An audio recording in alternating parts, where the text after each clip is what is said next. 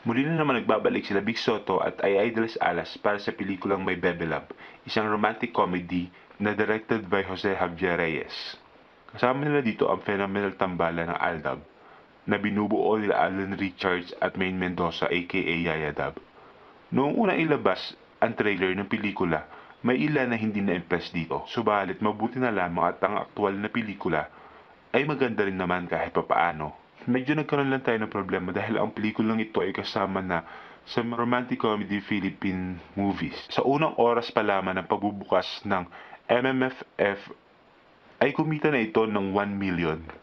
So, talagang masasabi mong marami ang nag-iintay para sa pelikulang ito. Mula sa cliche ng mga romantic movies, patungo sa formula ng typical making of Filipino movies, at sa chemistry na rin ng mga artista, ay isang romantic comedy na maibibigay kung ano ang talagang gusto ng mga audience.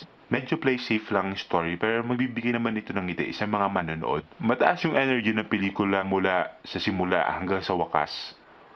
Kahit medyo pakiramdam mo ay minadali lamang ang pagkakagawa ng pelikula. Napansin mo si Ay de las Alas na lagi na lamang sumisigaw sa bawat eksena niya na nakakatuwa pero minsan masasabi mo rin na nai-irritate ka na dahil sa pagiging taklesan nito.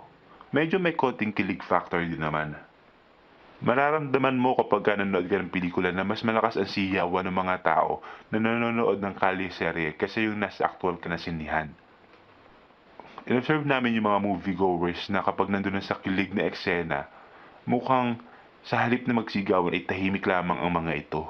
Sa tingin ko ay kailangan pa ng practice ni Wayne Mendoza dahil sa ngayon ay limitado pa lamang ang expression niya sa kanyang pag-arte. Meron siyang kilig face, iritado or sarcasm na face, at yung bitchy face na galit siya o kaya minsan naman yung dire-diretso siyang nag-i-English. Samantalang si Alden Richards naman ay isa sa magaling na artista sa kanilang apat. Kitang-kita mo na marami na siyang experience sa pag-arte. Medyo nakaka-disappoint din yung kwento dahil hindi siya ganun kalawak. Effective rin naman yung naging chemistry nila ay de las Alas at Vic Soto sa pelikulang ito. Subalit para mas dinaig sila ng mga bata dahil sa maraming supporters ng Aldab. Para sa akin ang pelikulang ito ay hindi disappointing as a romantic comedy, ngunit isang pelikula na naging playing safe pero naibigay naman ito ang nais na makuha ng mga audience na mapatawa sila at mapakilig. So I rate this movie B+. So para sa inyo, ano ang pinakagusto nyong MMF movie na romantic comedy? Just comment and let's discuss. Okay? Bye!